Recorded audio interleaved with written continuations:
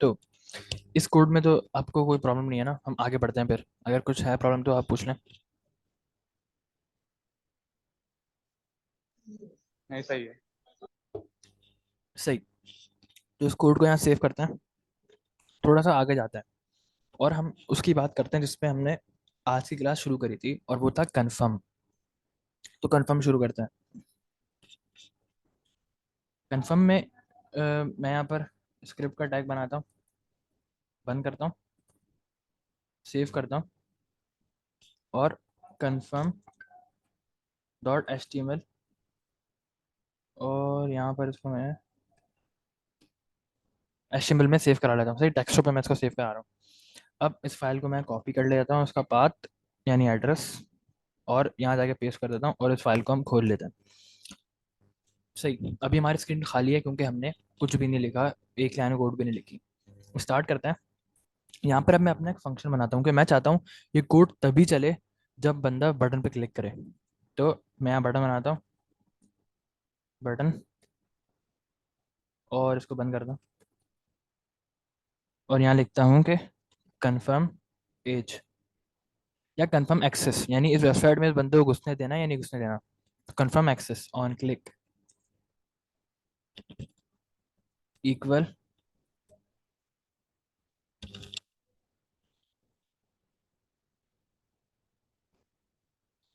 अब मैं on click में देखता हूँ, अब हम थोड़ा सा इफ कंडीशन पर, अब मैं ऑन क्लिक में यहाँ पर मुझे फंक्शन का नाम लिखना है जो मुझे चलाना है, लेकिन मेरा फंक्शन थोड़ा बड़ा होगा, 10-15 लाइनों पे जाएगा।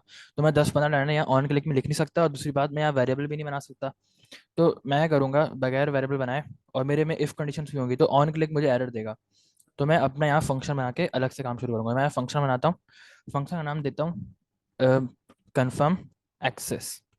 अब आपने देखा होगा मैं अक्सर इस तरह लिखता हूँ कि मेरी क्या कहते हैं, इंग्लिश में जो भी मैं लिख रहा होता हूँ अक्सर स्क्रीन पे, उसमें पैराग्राफ स्मॉल होता है, पहले वर्ड का जो पहला जो वर्ड होता है वो स्मॉल केस में होता है हमेशा, और दूसरा स्टार्टिंग में अपर केस होता है। मैं अक्सर ऐसा लिखता हूँ इसको। 90% प्रोग्रामर्स ऐसे लिखते हैं इसको।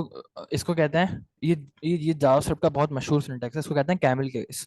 पाइथन वाले अक्सर ऐसे लिखते हैं, वो स्पेस में दे नहीं सकता हूँ कि स्पेस, अगर मैं वेरिएबल के नाम में स्पेस दूंगा यहाँ पर,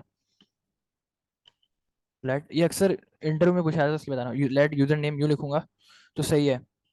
अगर मैं यूँ लिखूंगा तो भी सही है, लेकिन अगर मैं यूँ लिखूंगा ना और उसको वैल्यू दूंगा, तो अब को मुझे बोलेगा भाई अनएक्सपेक्टेड आइडेंटिफायर नेम, यानी उसको वो कह रहा है स्पेस क्यों दी है आपने। वो समझ रहा है ये दो अलग अलग वेरिएबल्स हैं, तो वो उसको स्पेस नहीं पसंद। किसी भी लैंग्वेज को नहीं पसंद प्रोग्रामिंग में। अगर आपके काम पाइथन या सी शार्प में भी करेंगे तो वो भी एरर देंगे।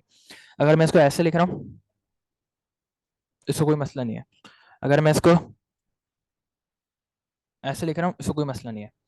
अगर मैं इसको ये ज़्यादातर जावास्क्रिप्ट वाले इस्तेमाल करते हैं, और इसको कैमल केस कहते हैं। ऊंट होता है ना, पहले पहले ऊंट का जो पीठ होती है वो उठी हुई होती है, लेकिन पीठ से पहले वो नीचे होता है, पीठ के बाद वो नीचे होता है। तो इसको कैमल केस इसलिए इसलिए कहा जाता है। पाइथन वाले इसको इस तरह लिखते हैं, इसको स्नेक केस कहा जाता है। अब आप किसी भी तरीके से लिख सकते हैं, पाइथन वाले इस तरह लिखते हैं, यूजर अंडरस्कोर नेम, या फिर अगर वो यूजर एज लिखेंगे तो इस तरह लिखेंगे, यूजर एज। पाइथन वाले अक्सर इस तरह लिखते हैं। जावास्क्रिप्ट का मसला नहीं है, आप जैसे मर्जी लिखो जावास्क्रिप्ट को, बस स्पेस नहीं होनी चाहिए इन दोनों के बीच में। इससे स्पेस से जावास्क्रिप्ट का मसला है। आप अंडरस्कोर लगाओ, आप पहला कैरेक्टर बड़ा कर दो। सी शार्प वाले अक्सर ऐसे ऐसे लिखते हैं, यूजर एज पहला भी बड़ा दूसरा भी बड़ा। जावास्क्रिप्ट को इससे मसला नहीं है, स्पेस नहीं होनी चाहिए आपके वेरिएबल के नाम में या फंक्शन के नाम में। तो मैं लिखता हूँ कन्फर्म एक्सेस, और कर्ली ब्रैकेट लगाते हैं। कर्ली ब्रैकेट के अंदर जो भी लिखूंगा वो तभी चलेगा जब मैं ऑन क्लिक पे क्लिक करूंगा। कर्ली ब्रैकेट के जो बाहर अगर मैं कुछ लिखूंगा ना तो वो चल जाएगा। मैं लिखता हूँ console dot log hello world. अब अगर मैं यहाँ जाऊंगा और यहाँ लिखता हूँ कन्फर्म एक्सेस, और यहाँ पर ब्रैकेट लगाता हूँ ताकि इसको पता लगे कि वेरिएबल नहीं है, फंक्शन है। सेव करता हूँ, रिफ्रेश करता हूँ, तो अब हेलो वर्ल्ड चल गया। हालांकि मैंने बटन को तो क्लिक भी नहीं किया, फिर भी हेलो वर्ल्ड चल गया, क्योंकि हेलो वर्ल्ड इस कर्ली ब्रैकेट के बाहर था। जो मैं इसके बाहर लिखूंगा, चाहे वो बटन क्लिक हो या ना हो, वो कोड चल जाएगा। कंप्यूटर इंतजार नहीं करेगा बटन क्लिक होने का। तो अगर मुझे वो ऐसा कोड लिखना है तो सिर्फ बटन क्लिक होने पे चले, तो मुझे इसको इस फंक्शन के अंदर लिखना पड़ेगा। तो मैं यहाँ आता है, अब हम कन्फर्म एक्सेस में पहले यूजर से पूछ लेते हैं कि भाई आपको क्या चाहिए, आपका नाम क्या है। Let prompt, sorry, let user name equal prompt, यहाँ लिखते हैं व्हाट इज योर नेम, और ब्रैकेट बंद कर देते हैं, सेव करते हैं, और यहाँ जाके देख लेते हैं कंसोल लॉग में कि हमारा नाम सही आ रहा है नहीं आ रहा। और कंसोल डॉट लॉग क्या है, हमने पहली क्लास में देखा कि भाई सिर्फ एक फंक्शन है कोई चीज़ प्रिंट कराने के लिए। इस एरिया में, कंसोल में इस एरिया में प्रिंट कराने के लिए डॉक्यूमेंट डॉट राइट है या अलर्ट है, अगर हमें मैसेज शो कराना है। तो यूजर नेम क्लिक कर देते हैं, लिख देते हैं सिर्फ, क्योंकि हमें कोई लंबी चौड़ी लाइनें लिखनी है, हमें सिर्फ देखना है हमारा वेरिएबल सही आ रहा है नहीं आ रहा। तो हम यहाँ जाते हैं, सेव करते हैं, इसको रिफ्रेश करते हैं, कन्फर्म एक्सेस का बटन दबाते हैं, ये हमसे नाम पूछेगा, हम यहाँ लिखते हैं HUNAIN हुनैन, और यहाँ पर हमारे पास कन्फर्म एक्सेस प्रिंट हो गया। तो यहाँ तक हमने कोई नई चीज़ नहीं पढ़ी। एक मिनट, स्क्रीन रिकॉर्ड हो रही है? हाँ सही, स्क्रीन रिकॉर्ड हो रही है। तो हम वापस आते हैं। अब हम यहाँ पर एक कंडीशन लगाते हैं और चेक करते हैं, यहाँ पर लेट, और मैं यहाँ लिखता हूँ वांट एक्सेस, कि क्या यूज़र हमारी वेबसाइट पे आना भी चाह रहा है या नहीं। वांट एक्सेस, सॉरी, यहाँ पर लिखते हैं लेट यूज़र एज कंफर्मेशन। अब मैं इसको ऐसे भी लिख सकता हूँ, या पाइथन वालों की तरह लिख सकता हूँ, user as confirmation snake case में, या सी शार्प वालों की तरह लिख सकता हूँ, यूज़र एज, इस तरह लिख सकता हूँ, या मैं सिर्फ जावास्क्रिप्ट में लिखूँ, जैसे मर्जी हो। लेकिन मैं इन तीनों में से किसी तरह लिखूंगा, क्योंकि मुझे अपना वेरिएबल का नाम छोटा सा छोटा रखना है, ताकि मैं इस्तेमाल करूँ तो इतने बड़े बड़े नाम मेरे पास ना हो। अब हम इस्तेमाल करेंगे फाइनली कन्फर्म, कन्फर्म करते हैं, और यहाँ कन्फर्म में मैं लिखता हूँ अपना जो भी मैसेज मुझे देना है, मैं लिखता हूँ RU 18 ईयर्स ओल्ड। अब मैं यहाँ सेव करता हूँ, यहाँ आता हूँ, रिफ्रेश करता हूँ। तो अब जब मैं कंफर्म एक्सेस पे क्लिक करूंगा तो ये मुझसे पहले पूछेगा व्हाट इज योर नेम, क्योंकि मैंने प्रॉम्प्ट में ये इनपुट दिया है। मैं इसको बोलता हूँ हुनैन। अभी मुझसे पूछ रहा है RU 18 ईयर्स ओल्ड। अगर मैं ओके करूंगा तो अब मैं यूजर एज में जाऊंगा, तो मेरे पास वैल्यू क्या होगी यूजर एज की। एरर आ गया, इसको नहीं पता यूजर एज क्या है। मैंने इसको यहाँ बताया तो है यूजर एज। कॉपी करते हैं, उसी तरह मैंने स्पेलिंग एरर मिस्टेक कर दी, पेस्ट करते हैं, इसको नहीं पता यूजर एज क्या है। अच्छा सही, हम इसको दोबारा सेव करते हैं, शायद हमने सेव करना भूल गए, और यहाँ जाके रिफ्रेश करते हैं, कन्फर्म एक्सेस पे क्लिक करता हूँ, यहाँ लिखता हूँ हुनैन, यहाँ लिख, और ये मुझसे बोलता है RU 18 ईयर्स ओल्ड, मैं इसको बोलता हूँ हाँ। अब मैं यूजर एज दोबारा से लिखता हूँ। इसको नहीं पता यूजर एज क्या है, मैं इसको बोलता हूँ यूजर नेम। इसको नहीं पता यूजर नेम क्या है, ऐसा कैसे हो सकता है।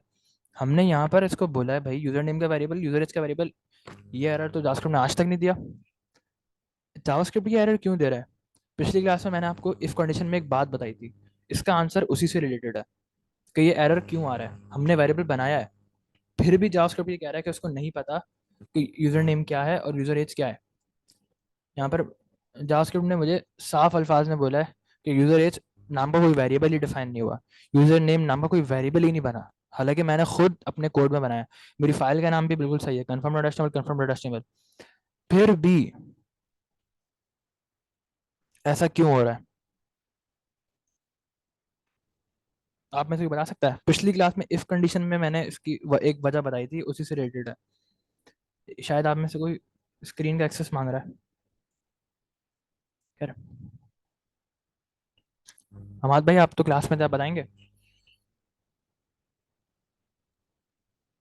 उस वक्त तो एट्रीब्यूट असाइन करी थी ना, कि मतलब कि जब फंक्शन क्लिक करेंगे तो फिर ये खुलेगा, तो ये बताया।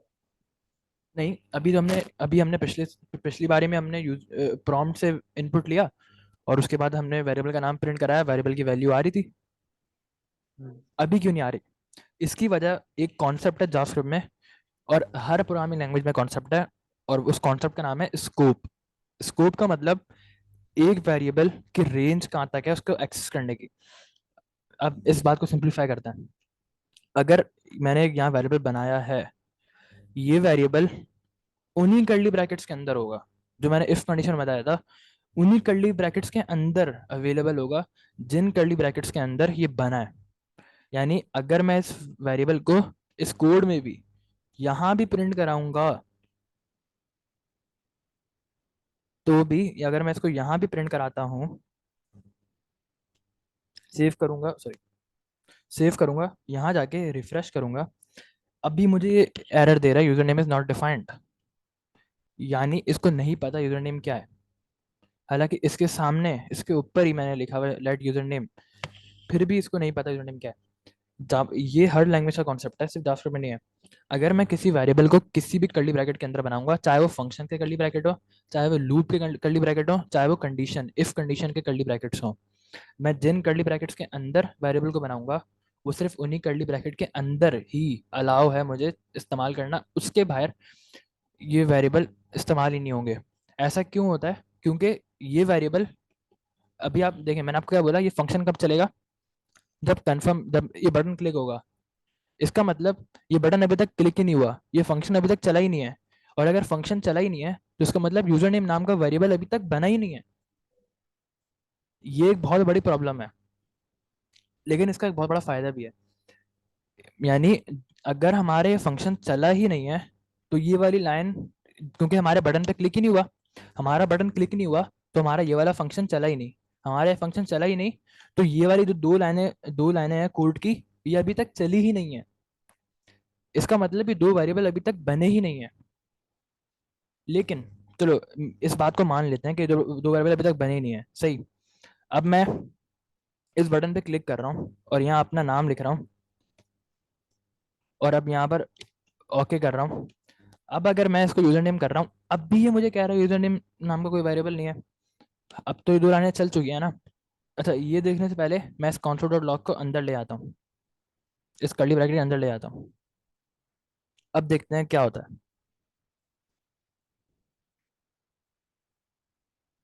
मैं इसको कॉपी करता हूँ, यहाँ अंदर ले आता हूँ, सही। तो मैं इसको सेव करता हूँ, यहाँ के कन्फर्म रिफ्रेश करता हूँ, कन्फर्म एक्सेस का बटन दबाता हूँ। अब यहाँ पे कोई एरर नहीं आया, क्यों? इस वजह से नहीं, क्योंकि एक मिनट रिफ्रेश करता हूँ, इस वजह से नहीं आया क्योंकि यूजर नेम की अंदर ले आने से ठीक हो गया, बल्कि मैंने console डॉट लॉग को फंक्शन के अंदर ले गया। यानी मैं एक बने बनाए फंक्शन को एक अपने कस्टम फंक्शन के अंदर ले गया। तो क्या कहते हैं, इस वजह से वो जो वैल्यू है वो एक्सेस ही नहीं हुई। यानी ये जो बना बनाया ये फंक्शन भी तभी चलेगा जब ये फंक्शन चलेगा ना, क्योंकि ये फंक्शन इसके अंदर कॉल हो रहा है, इस वजह से, इस वजह से यहाँ तो एरर नहीं डॉक्यूमेंट है। डॉट राइट करके क्या होगा? डॉक्यूमेंट डॉट राइट करके आए क्या होगा? हाँ, डॉक्यूमेंट डॉट राइट करके क्या होगा? डॉक्यूमेंट डॉट राइट से हम्म।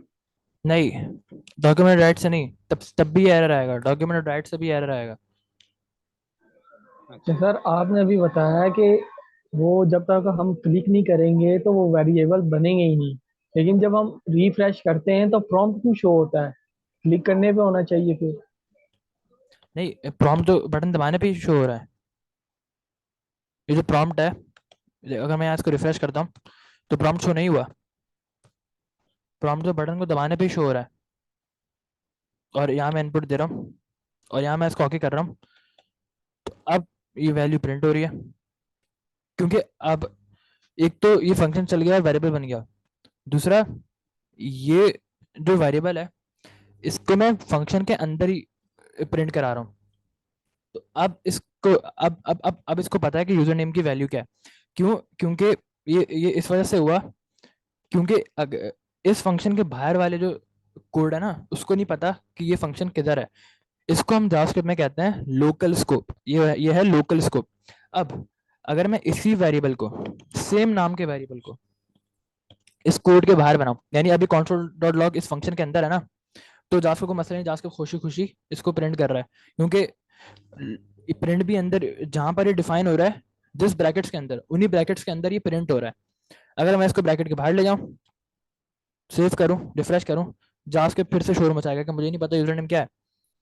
तो लेकिन अगर मैं इसी वेरिएबल को बाहर बना दूं, लेट यूजर नेम इक्वल, अपनी मर्जी से वैल्यू देता हूँ अभी हुनैन,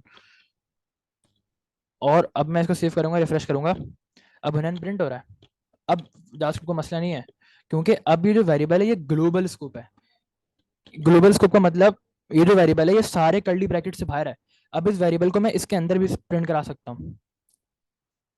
और अब मैं अगर इसमें से हटा दूं, इस फंक्शन के अंदर console.log लिखा है और उसमें यूजर नेम प्रिंट कर रहा हूँ, सेव करता हूँ, अब रिफ्रेश करूंगा तो अब एक पहला वाला console.log चल गया, ये वाली लाइन चल गई। क्यों? क्योंकि ये फंक्शन से बाहर है। ये वाली लाइन वेट नहीं करेगी बटन पर क्लिक होने का, और अब मैं बटन पर क्लिक करूंगा तो हुनैन प्रिंट होना शुरू हो जाएगा। अब ये 3 बार प्रिंट हो गया, 4 बार प्रिंट हो गया, 5 बार प्रिंट हो गया, तो ये प्रिंट होता रहेगा। तो मैं जो भी चीज कर्ली ब्रैकेट के बाहर लिखूंगा ना, वो ग्लोबल है, ग्लोबल स्कोप है, वो कहीं भी एक्सेस हो सकती है पूरे कोड में। मैं इसको यहाँ भी एक्सेस कर सकता हूँ, यहाँ भी प्रिंट कर सकता हूँ, और कोड के बाहर भी प्रिंट कर सकता हूँ, कर्ली ब्रैकेट्स के बाहर भी। लेकिन वो वेरिएबल्स जो मैं कर्ली ब्रैकेट के अंदर बनाऊंगा, वो सिर्फ कर्ली ब्रैकेट के अंदर ही एक्सेस होंगे, कर्ली ब्रैकेट के बाहर एक्सेस नहीं हो सकते। ये है लोकल स्कोप, इसको हम कल और भी डिटेल में पढ़ेंगे। अगर यहाँ पर आपको अभी भी कुछ कंफ्यूजन है आप पूछ लें, वरना फिर हम आगे बढ़ते हैं। तो बस ये है कि कंसोल डॉट लॉग का वो अंदर लिखना जरूरी है फंक्शन के अंदर। उससे बाहर पे तो वो कोड चलेगा ही नहीं, वो मानेगा ही नहीं कि वो डिफाइन ही नहीं होगी चीज़। क्या मतलब? मतलब वो कंसोल डॉट लॉग और फिर वो ब्रैकेट में अंदर यूजर नेम जो है वो उसको कर्ली ब्रैकेट के अंदर लिखना जरूरी है फंक्शन के अंदर, जो लोकल स्कोप के अंदर लिखना जरूरी है। अगर उससे बाहर लिखेंगे तो वो मानेगा ही नहीं।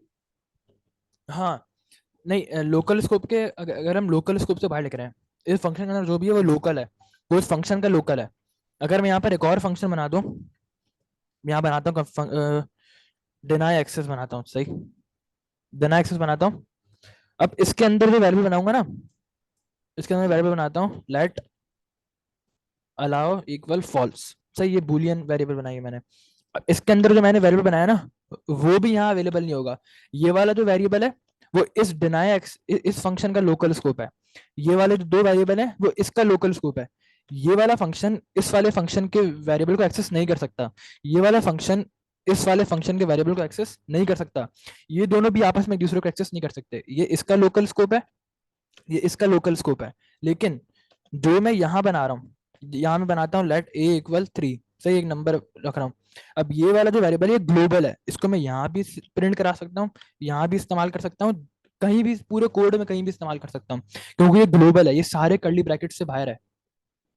तो जो भी कोड में फंक्शन के अंदर लिख रहा हूँ, बस अब वो फंक्शन के अंदर ही इस्तेमाल हो सकता है। लेकिन इसका एक जुगाड़ है। क्या जुगाड़ है? अगर मैं यहाँ पर इस लेट यूजर नेम को बाहर ले जाऊँ, मैं इसको करता हूँ लेट यूजर नेम, अभी मैं इसको वैल्यू नहीं देता। अच्छा, मैं इसको यूं कर देता हूँ, अब मैं इसको सेव करता हूँ, रिफ्रेश करता हूँ। अब यहाँ अनडिफाइन आ रहा है। अनडिफाइन क्यों आ रहा है? क्योंकि हमने अभी शुरू से अभी तक यही देखा है कि जब भी हम किसी वेरिएबल को वैल्यू नहीं देते या वो वेरिएबल खाली होता है, तो उसमें अनडिफाइन जावास्क्रिप्ट ऑटोमेटिक सेव कर देता है। तो यहाँ पर अनडिफाइन सेव हो गया ना। तो क्या कहते हैं, अब जब मैं इस कोड को चलाऊंगा, हुनैन, एक और यहाँ पर करूंगा ओके, तो अब हुनैन में एक वैल्यू आ जानी चाहिए। मैं लिखता हूँ हुनैन, और अभी मुझे बोल रहा है हुनैन इज नॉट डिफाइंड, क्योंकि वेरिएबल का नाम यूजर नेम है, और अभी भी मुझे ये यूजर नेम में अनडिफाइंड कह रहा है। ऐसा क्यों हुआ? क्योंकि मैंने यहाँ पर वेरिएबल बनाया लेट यूजर नेम। अब ये बातें जो है ना, ये अक्सर इंटरव्यूज में होती हैं और डिबगिंग में काम आती हैं, तो ये बातें पता होनी चाहिए। वैसे ये बातें कोड में आपको काम आएंगी जब आपके एरर आएंगे ना। जैसे ये एक तरह से एरर ही है। अब ये एरर ऐसा एरर है जिसमें जावास्क्रिप्ट मुझे नहीं बता रहा क्या एरर है, लेकिन मुझे पता है कि मैंने प्रॉम्प्ट में वैल्यू सेव कराई है, फिर यहाँ क्यों नहीं आ रही। हुआ ये कि जब मैंने लेट यूजर नेम से वेरिएबल बनाया, उसकी उसके अंदर मैंने कोई वैल्यू नहीं दी, तो कंप्यूटर ने उसमें अनडिफाइंड सेव करा दिया। अब जब मैंने फंक्शन चलाया ना, तो मैंने दोबारा लेट यूजर नेम लिखा है। अब क्या होगा, दोबारा लेट यूजर नेम लिखने से पुराना वाला जो लेट यूजर नेम है वो खत्म हो जाएगा। वो लेट, इसका मतलब है कि एक नया वेरिएबल बनाओ, लेट जहां भी होगा वहां पर, अब ये खत्म नहीं होगा, लेकिन लेट का मतलब क्या है कि एक नया वेरिएबल बनाओ। तो अब ये वाला यूजर नेम तो अलग है, लेकिन ये वाला यूजर नेम एक नया वेरिएबल बना है। तो अगर मैं चाहता हूँ कि नया वेरिएबल ना बने, बल्कि जो भी इस प्रॉम्प्ट की वैल्यू वो इसी वाले यूजर नेम में सेव हो, तो मैं यहाँ से सिंपल लेट हटा दूंगा। इसको कहते हैं वैल्यू को अपडेट करना। ये वैल्यू को इनिशियलाइज किया था, वेरिएबल वेरिएबल को इनिशियलाइज किया था, यानी वेरिएबल बनाया था। और ये था वेरिएबल को अपडेट करना, यानी वेरिएबल में वैल्यू चेंज, जो भी वैल्यू होगी मैं चेंज कर, मैं वेरिएबल बनाया, मैंने इसको वैल्यू दी 3, बाद में मैंने इसको वैल्यू दे दी 2, तो अब ये वैल्यू अपडेट हो चुकी है। लेकिन अगर मैं दोबारा से लेट लिखूंगा ना, तो इस बात पे जावास्क्रिप्ट खुश नहीं होगा, कि बोलेगा भाई user name has already been declare, user name नाम का वेरिएबल पहले से बन चुका है, बार बार एक नाम के वेरिएबल क्यों बना रहे हो। लेकिन अगर मैं यूजर नेम को बगैर लेट के लिखूं और इसकी वैल्यू चेंज कर दूं, तो अब 3 प्रिंट नहीं होगा, बल्कि 4 प्रिंट होगा, क्योंकि अब मैंने नया वेरिएबल नहीं बनाया, बल्कि उस पुराने वेरिएबल की वैल्यू चेंज कर दी। इसी तरह मैं यहाँ पर दोबारा लेट नहीं लगाऊंगा, क्योंकि मैं नहीं चाहता एक नया वेरिएबल बने, क्योंकि भाई मैं इसी यूजर नेम में इस वैल्यू को सेव कराना चाह रहा हूँ। तो अब क्या होगा, यहाँ पर 3 प्रिंट हुआ, सही, ये वाली वैल्यू प्रिंट हुई। अब जब मैं कन्फर्म एक्सेस करूंगा और यहाँ लिखूंगा हुनैन और यहाँ ओके करूंगा, तो अब जब मैं यूजर नेम लिखूंगा तो मेरे पास 3 प्रिंट नहीं होगा, यहाँ पर यूजर नेम में 3 था, 3 प्रिंट नहीं हुआ, बल्कि इस प्रॉम्प्ट वाली वैल्यू प्रिंट हुई, क्योंकि जो भी यूजर नेम में था जावास्क्रिप्ट को नहीं पढ़ा, जावास्क्रिप्ट उसमें वैल्यू को अपडेट कर देगा बगैर आपसे पूछे, क्योंकि आपने यहाँ उसको बोला है कि भाई यूजर नेम 3 के बराबर है, यूजर नेम इक्वल टू 3। अब यहाँ पर user name equal to prompt से जो वैल्यू आ रही है वो, तो यहाँ पर अब यूजर नेम हुनैन के बराबर हो गया, क्योंकि प्रॉम्प्ट में हुनैन था। अगर मैं इसको रिफ्रेश करूँ, यानी यूजर नेम लिख रहा हूँ, यूजर नेम लिख रहा हूँ जी। मैंने कहा यानी अगर हमने कोई भी वेरिएबल लिया है, उसके अंदर जो हमने जो भी वैल्यू या स्ट्रिंग सेव की हुई, अगर हमें उसको चेंज करना है तो दोबारा उसको लेट करके नहीं लिखेंगे, सिर्फ नाम लिख के आगे चेंज जो हमें चाहिए होगा वेरिएबल या स्ट्रिंग वो हम लिखेंगे। जी बिल्कुल ऐसा ही है। हमें बार बार, क्योंकि लेट लिखने से हमने भी देखा, अगर मैं बार बार लेट नया लिख रहा हूँ तो कंप्यूटर शोर मचा रहा है। लेट यूजर नेम, नया अच्छा, वो दो वेरिएबल आ जाते हैं ना, कंफ्यूज हो जाता है कि कौन सा में एक ही नाम के दो वेरिएबल है। हाँ, क्योंकि लेट का मतलब ये है कि नया वेरिएबल मान लो, लेट का मतलब है मान लो, यानी मैं उसको बार बार बोले जा रहा हूँ मान लो यूजर नेम एक वेरिएबल है, फिर दोबारा बोल रहा हूँ यूजर नेम एक वेरिएबल है, तो अब कंप्यूटर गुस्सा हो जाएगा और चीखेगा भाई यूजर नेम पहले से डिफाइन है, पहले तो बोला था यूजर नेम, अब दोबारा यूजर नेम बोल रहे हो। तो वो बोल देगा भाई user name already been declare है। उसको पसंद नहीं है कि आप उसको बार बार एक ही नाम से दो वेरिएबल बना के दे रहे हो, वो कंफ्यूज हो जाएगा कि भाई अब आगे चल के अगर आप यूजर नेम प्रिंट करा रहे हो तो वो कंफ्यूज हो जाएगा कि कौन सा वाला यूजर नेम प्रिंट कराना है, एक ही नाम के दो वेरिएबल नहीं हो सकते। लेकिन अगर मैं ये काम फंक्शन में कर रहा हूँ तो कंप्यूटर मुझे कोई शोर नहीं मचा रहा। ऐसा क्यों हो रहा है, ऐसा हम इसकी वजह में भी नहीं जाते, क्योंकि हम अभी अपने मकसद से हट जाएंगे। खैर, यहाँ तक हमें बात समझ आ गई, अब हम आगे बढ़ते हैं, कंडीशंस में जाते हैं। हम लगाते हैं अपनी कंडीशन, इफ कंडीशन लगाते हैं। अभी मैं यहाँ से कंसोल लॉग हटा देता हूँ, क्योंकि अभी मेरे किसी काम का नहीं है। हमें समझ आ गया कि हम फंक्शन से बाहर जो भी लिखेंगे वो वेट नहीं करेगा बटन के क्लिक होने का, वो चल जाएगा बस। अब मैं इफ के बाद दो स्मॉल ब्रैकेट लगाते हैं। क्या मतलब होता है दो स्मॉल ब्रैकेट का, कि यहाँ पर मुझे इनपुट दो, मुझे यहाँ पर कंडीशन दो कि चेक क्या करना है ये बताओ। मैं उसको बोलता हूँ अगर यूजर एज से जो वैल्यू आ रही है वो ट्रू है, अगर वो सच है। हमने देखा कन्फर्म से दो वैल्यू आती हैं, कन्फर्म जब भी आएगा, confirm are you a robot, अगर मैं आर यू रोबोट पे ओके करूंगा तो मेरे पास ट्रू आएगा, और अगर मैं आर यू रोबोट पे कैंसिल करूंगा तो मेरे पास फॉल्स आएगा। यानी ये आर, जैसे आपको मोबाइल में आता है ना कि are you sure you want to delete, और उसमें सिर्फ यस और नो होता है, कोई डब्बा नहीं आता यस और नो लिखने के लिए। इसी तरह कन्फर्म भी यस और नो ही है, बस यहाँ पर यस और नो की जगह ओके और कैंसिल लिखा हुआ है। ओके पे ट्रू वैल्यू आएगी और कैंसिल पे फॉल्स आएगी। तो अगर ये जो प्रॉम्प्ट है let user as confirm are you 18 years old, इसमें अगर वो ओके पे क्लिक करेगा कि हाँ मैं 18 साल का हूँ, तो फिर ये कंडीशन सच हो जाएगी। अब मैं यहाँ पर जाता हूँ और प्रिंट करता हूँ console.log यू आर अलाउड। यानी मैंने सिंपल क्या किया, मैंने उसको बोला अगर यूजर एज बराबर है ट्रू के, यानी वो ओके पे क्लिक हो रहा है, तो प्रिंट कर दो यू आर अलाउड। सेव करता हूँ, रिफ्रेश करता हूँ, कन्फर्म एक्सेस करता हूँ, यहाँ लिखता हूँ नैन, यहाँ लिखता हूँ 18 में ओके करूंगा तो यू आर अलाउड प्रिंट हो गया। दोबारा से करता हूँ हुनैन, ओके पे क्लिक किया, यू आर अलाउड 2 बार प्रिंट हो गया, यहाँ 2 बार प्रिंट हो गया।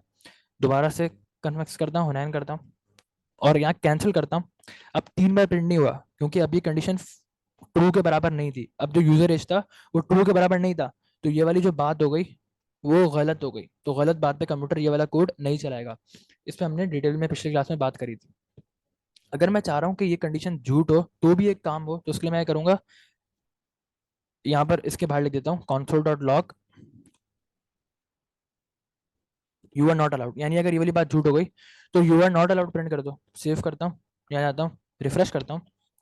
अब यहाँ मैं कन्फर्म एक्सेस पे क्लिक करता हूँ, यहाँ लिखता हूँ हुनैन और यहाँ कैंसिल करता हूँ। अब जब मैं कैंसिल करूंगा यहाँ पर ट्रू नहीं आएगा बल्कि फॉल्स आएगा, और फॉल्स आने पे इफ की कंडीशन नहीं चलेगी, क्योंकि मैंने बोला है कि ये तभी चलाना अगर यूजर एज ट्रू के बराबर हो। अगर यूजर एज ट्रू के बराबर हो तभी ये चलेगा ना। तो अगर मैं कैंसिल कर दूंगा तो you are not allowed print होगा, क्योंकि ये वाला कोड चलेगा ही नहीं।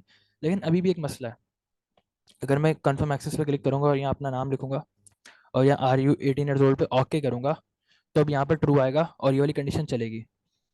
ओके, और अब you are allowed you are not allowed दोनों प्रिंट हो गए, क्योंकि ये तो चला लेकिन ये भी चल गया। अगर मैं चाहता हूँ कि ये सिर्फ तभी चले जब यूजर एज फॉल्स हो, यानी जब ये वाली बात झूठ हो जाए तभी चले, तो यहाँ पर मैं एल्स लिखूंगा यानी वरना, और इसको मैं इस वरना के ब्रैकेट के अंदर लिखूंगा वरना। सेव करता हूँ, रिफ्रेश करता हूँ। अब मैंने क्या बोला है, मैंने बोला है अगर यूजर एज बराबर है, इक्वल इक्वल के मतलब बराबर है, अगर अगर यूजर एज बराबर है ट्रू के, तो console डॉट लॉग कर दो यू आर अलाउड, एल्स वरना console डॉट लॉग कर दो यू आर नॉट अलाउड।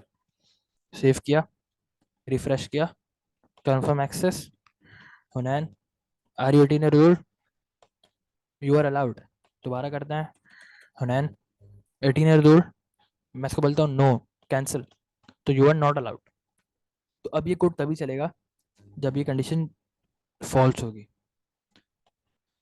अब क्या करते हैं, अब हम इसको बोलते हैं कि अगर यू आर अलाउड है ना, तो फिर यहाँ लिखो console डॉट लॉग वेलकम। और अभी हमने देखा कि अगर हम प्लस नहीं लगाना चाहते तो हम डॉलर और 2 ब्रैकेट के अंदर जो भी लिखेंगे कंप्यूटर उसको स्ट्रिंग नहीं समझेगा, वेरिएबल समझेगा। तो यहाँ लिखता हूँ यूजर नेम, तो यहाँ पर वेलकम यूजर नेम प्रिंट हो जाएगा। सेव करता हूँ, रिफ्रेश करता हूँ, confirm access, Hunain are you 18 years old okay. तो अभी मुझे वेलकम ऐड यूजर नेम बोल रहा है। ऐसा क्यों हुआ, हमने तो अभी पहले किया था ऐड इस वाले कोड में, यहाँ तो ये चल गया था।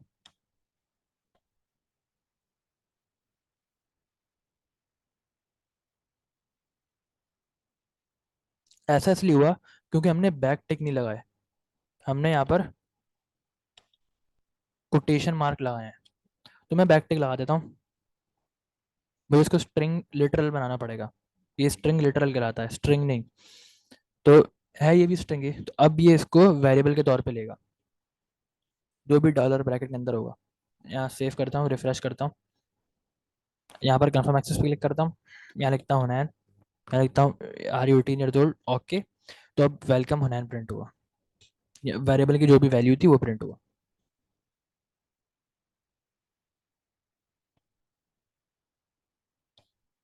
अब मैं क्या करता हूँ, अब मैं यहाँ पर जाता हूँ, अब मैं इसको बोलता हूँ कि अब मैं इसको एक और कंडीशन देता हूँ, मैं इसको बोलता हूँ इफ। अब देखिए मैं अगर के अंदर अगर लगा रहा हूँ, इफ के अंदर इफ लगा रहा हूँ।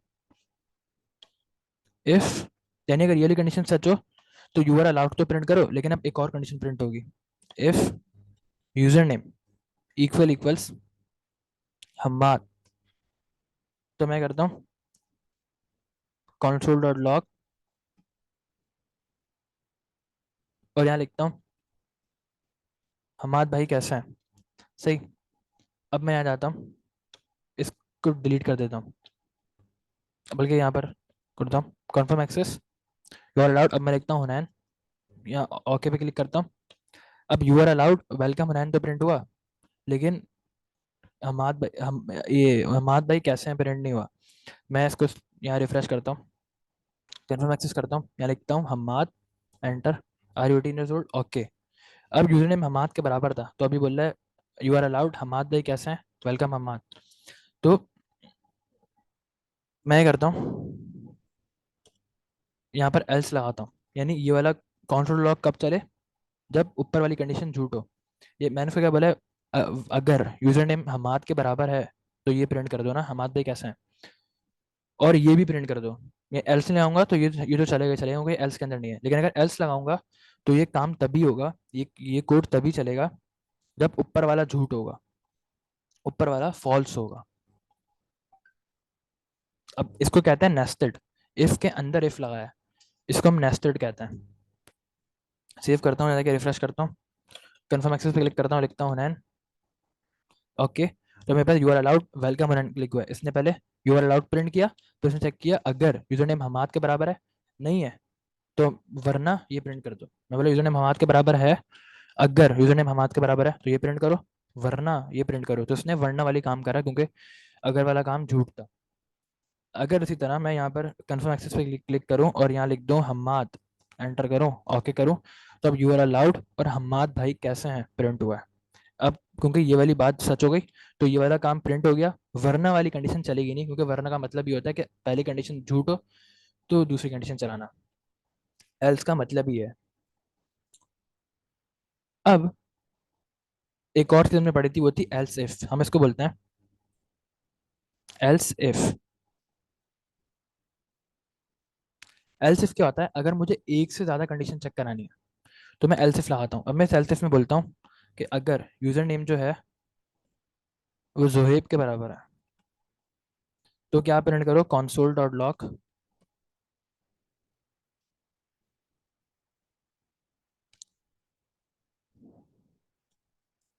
जोहेब भाई मैथ्स का पेपर कैसा गया, सही। मैथ्स को यहाँ सेव करता हूँ, यहाँ रिफ्रेश करता हूँ। अब मैं यहाँ क्लिक करूंगा, अब मैंने उसको क्या बोला है, मैंने उसको बोला है अगर यूजर नेम हमाद के बराबर है तो क्या प्रिंट करो, हमाद भाई कैसे हैं, वरना अगर यूजर नेम एल सिर्फ, वरना अगर यूजर नेम जोहेब के बराबर है तो क्या प्रिंट करो, जोहेब भाई मैथ्स का पेपर कैसा गया, वरना वेलकम यूजर नेम प्रिंट कर दो, है ना। तो अब तीन कंडीशन चेक हो गई, सेव किया, यहाँ के रिफ्रेश किया। अब मैं क्लिक करूंगा कन्फर्म एक्सेस, यहाँ लिखता हूँ नैन, आर यू 18 ओल्ड, यस। तो अब मुझे बोलेगा वेलकम नैन, कोई काम की बात नहीं है, क्योंकि अब ये वाली कंडीशन झूठ हो गई, सही। और फिर ये वाली कंडीशन भी झूठ हो गई, क्योंकि यूजर नेम जोहेब के बराबर भी नहीं था, तो ये तीसरी एल्स चल गई। अब मैं लिखता हूँ यासिर और ओके करता हूँ, अब भी वेलकम यासिर, क्योंकि अब भी यूजर नेम ना हमाद के बराबर था ना जोहेब के बराबर था, तो अब भी तीसरी कंडीशन ही चली। अब मैं कन्फर्म एक्सेस पे क्लिक करता हूँ और यहाँ लिखता हूँ हम्माद, और अब ओके करता हूँ और 18 ईयर्स पे ओके करता हूँ। तो अब यू आर अलाउड हमाद भाई कैसे हैं, क्योंकि अब पहली कंडीशन सच हो गई, पहली कंडीशन सच हो गई तो ना एल्स इफ चलेगी ना एल्स चलेगी, आगे वाली दोनों कंडीशंस चलेंगी ही नहीं, क्योंकि यहाँ पर वही कंडीशन चलेगी जो सच होगी, वो इन कंडीशंस को चेक भी नहीं करेगा। अगर ये वाली कंडीशन चल गई ना तो उस वाली कंडीशन को चेक भी नहीं करेगा, वहीं यहीं पर ही बस खत्म कर देगा, क्योंकि उसको पता है कि यही चेक करनी है। अब अगर मैं इसको कन्फर्म एक्सेस पे क्लिक करता हूँ दोबारा और यहाँ लिखता हूँ, सॉरी, ये जोहेब, एंटर करता हूँ और ओके, तो अब क्या बोलेगा, यू आर अलाउड जोहेब भाई मैथ्स का पेपर कैसा गया। अब पहली वाली कंडीशन झूठ हो गई, इसने देखा अगर यूजर नेम हमाद के बराबर है तो ये काम करूंगा, यूजर नेम हमाद के बराबर नहीं था, फिर इसने देखा वरना अगर यूजर नेम जोहेब के बराबर है तो ये काम करूंगा, ये बात तो सच थी, यूजर नेम जोहेब के बराबर था, तो उसने प्रिंट कर दिया जोहेब भाई मैथ्स का पेपर कैसा गया। अब इसको क्लियर करते हैं। अब मैं आपको एक चीज सिखाता हूँ, अगर यहाँ पर एल्स इफ इस्तेमाल ना करूँ, सिर्फ इफ ही लिख दूँ, तो क्या होगा। ये एक बहुत ट्रिक क्वेश्चन होता है बिगिनर्स के लिए, आम पब्लिक के लिए एक प्रोग्रामर के लिए आगे जैसे बढ़ते जाएंगे तो आपके लिए मुश्किल होगा, लेकिन बिगिनर के लिए ट्रिक क्वेश्चन होता है। अब क्या होगा, अब मैं आपको दिखाता हूँ, सेव करता हूँ, यहाँ के कन्फर्म एक्सेस पे क्लिक करता हूँ, यहाँ लिखता हूँ Hunain, okay, welcome your out, चला सही। मैं इसको इस तरह करता हूँ, पहले मैं आपको एक चीज़ बताता हूँ, ये मैंने गलत तरीके से कर दिया। एल्स इफ अब देखें, मैं इसको भी हमाद कर देता हूँ, सही। अब मैंने बोला अगर यूजर नेम हमाद के बराबर तो ये करो, वरना अगर हमाद के बराबर ये करो। अब क्या होना चाहिए, अब जब मैं यूजर नेम हमाद दूं तो ये भी चलना चाहिए और ये भी चलना चाहिए ना, लेकिन ऐसा नहीं होगा। बल्कि क्या होगा, जब मैं इसको रिफ्रेश करूंगा, कंफर्म एक्सेस पे क्लिक करूंगा, मैं लिखूंगा हुनैन, तो वेलकम हुनैन आ गया। अब मैं लिखता हूँ हमाद, तो यहाँ पर यू आर अलाउड हमाद भाई कैसे हैं प्रिंट हुआ है। जोहेब भाई मैथ का पेपर प्रिंट नहीं हुआ, क्यों नहीं हुआ, जबकि मैंने इसको यहाँ पे भी एक ही कंडीशन चेक कराई है। ऐसा इसलिए हुआ क्योंकि जब इसने देखा ना ये वाली बात सच हो गई, आगे वाली कंडीशन भी सच है, लेकिन ये उनको देखेगा ही नहीं। ये वाली कंडीशन सच है, हमाद भाई के बराबर तो है यूजर नेम, लेकिन ये कंडीशन नहीं चलेगी, क्योंकि उसने बस ये चेक करना है कि जो कंडीशन पहले सच हो जाएगी बस वो चलेगी, बाकी नहीं चलेंगी। यूजर नेम इक्वल हमाद चल गया, बस यहाँ पर खत्म हो गया। अभी दूसरा वाला यूजर नेम हमाद को नहीं चलाएगा, क्योंकि पहला जहां पर इसको लगेगा ना कि भाई ये वाली कंडीशन सच हो गई है, बस वहीं पर ये लूप तोड़ देगा, ये आगे वाले कंडीशंस को चेक भी नहीं करेगा। इसी तरह अगर मैं यहाँ पर जोहेब लिख दूं और यहाँ पर हमाद लिख रहा हूँ, सही। अब मैं सेव कर रहा हूँ, रिफ्रेश कर रहा हूँ और यहाँ लिख रहा हूँ हमाद, तो अब ये दूसरी वाली कंडीशन चला रहा है। जोहेब भाई मैथ का पेपर कैसा है, पहले वाली झूठ हो गई और हमाद वाली कंडीशन चल गई, है ना। तो जहाँ जो कंडीशन, लेकिन अगर मैं इसको इफ दे रहा हूँ, अब क्या होगा, और दोनों में हमाद दे रहा हूँ, तो अब क्या होगा, यहाँ सेव करता हूँ, यहाँ रिफ्रेश करता हूँ। अब मैं उसको बोलता हूँ कन्फर्म एक्सेस हमाद, ओके। अब ये हमाद भाई कैसे हैं और जोहेब का भाई मैथ का पेपर कैसा, क्या दोनों कर रहा है, क्योंकि अब मैंने इसको अगर अगर बोला है, वरना अगर नहीं बोला। तो अगर मैं इसको दो बार अगर बोलूंगा तो ये दोनों कंडीशंस चेक करेगा, लेकिन अगर मैं इसको अगर और फिर वरना अगर बोलूंगा तो इस लाइन बाय लाइन चेक करेगा और जो कंडीशन सच होगी उसके आगे वाला कोड चलाएगा ही नहीं। तो ये फर्क है दो बार तीन बार इफ लिखने में और इफ और एल्स इफ लिखने में। आगे चल के जब प्रॉब्लम्स करेंगे तो आपको और अच्छे से समझ आएगा। तो ये क्या कहते हैं, इसमें अगर कोई प्रॉब्लम है तो आप पूछ सकते हैं, क्योंकि इसने अगर यूजर नेम हमाद के बराबर है ये भी चेक किया, और अगर यूजर नेम हमाद के बराबर है ये भी चेक किया, ये दोनों कंडीशन चलाई हैं क्योंकि दोनों सच थी। तो दो बार इफ लिखने से क्या होगा कि जितनी कंडीशन होंगी सारी चेक होंगी, जबकि एल्स इफ लिखने से क्या होगा, ये कंडीशन तभी चेक होगी जब ऊपर वाला इफ झूठ होगा, वरना ये कंडीशन चेक भी नहीं होगी। तो ये फर्क है दो बार एल्स इफ लिखने में, दो और दो बार इफ लिखने में और इफ और एल्स इफ लिखने में, कि ये वाली कंडीशन चेक भी नहीं होगी। मैं इसको इफ करके चला रहा हूँ, रिफ्रेश कर रहा हूँ, तो यहाँ पर सिर्फ और सिर्फ हमारे भाई कैसे हैं, पहले वाला काम प्रिंट हुआ है, दूसरे वाला प्रिंट ही नहीं हुआ, क्योंकि वो दूसरी कंडीशन चेक ही नहीं करेगा। लेकिन अगर मैं दो बार इफ लगाऊंगा तो वो दोनों कंडीशंस को चेक करेगा। यहाँ पर ये बात सच हो गई, अगले वाले को वो देखेगा भी नहीं। लेकिन अगर दो बार इफ लगा हुआ है तो वो दोनों को देखेगा। तो ये फर्क है दो बार इफ लिखने में और इफ और एल्स इफ लिखने में। अगर यहाँ तो कोई प्रॉब्लम है तो आप पूछ सकते हैं, वरना फिर हम क्लास को खत्म करते हैं, बल्कि 1 मिनट से भी कम टाइम रह गया, फिर भी आप पूछ सकते हैं, शायद जवाब मिल जाए। कोई प्रॉब्लम नहीं है। यार आप सुनाओ, इतना पूछते रहो यार, मैं ठीक हूँ, आप सुनाओ। हैं? सुनैन भाई आप सुनाओ, आप कैसे, क्या बोल रहे हैं? आप कैसे हैं, आप सुनाए। मैं ठीक हूँ। ठीक है, मेरे बारे में पूछते रहे हैं बार बार। जी जी, यार आपका नहीं मैं नहीं पूछ रहा था, जास के पूछ रहे थे। हाँ, मेरी तरफ से सलाम कह देना जावास्क्रिप्ट को। फिर मैं आपको आज की क्लास का कोड देता हूँ और आज के प्रॉब्लम्स देता हूँ। प्रॉब्लम जरूर करें, क्योंकि प्रॉब्लम्स ही करेंगे तो भूल जाएंगे सारे कॉन्सेप्ट। प्रॉब्लम जरूर करें। तो जी कल सर, क्या, आप वो व्हाट्सएप में भेज दें, हम कर लेंगे। सही, मैं भेज देता हूँ। बता नहीं दें। नहीं, मैंने पिछले वाले भी असाइनमेंट 3 भेजे थे, सिर्फ हमाद ने जमा करा है।